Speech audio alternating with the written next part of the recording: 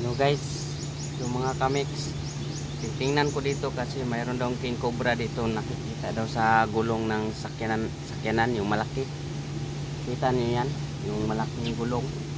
Mayroon daw nakapasok na king cobra, sabi ng mga tao dito. Titingnan ko dito kung nandito watch and learn.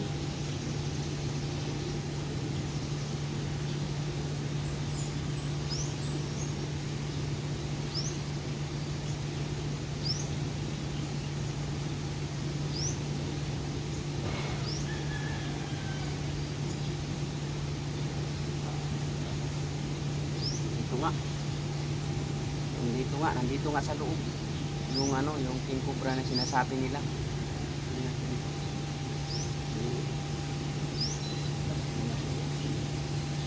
Ang laki ng king cobra nandun sa ilalim. Subukan ko, kukunin ko ng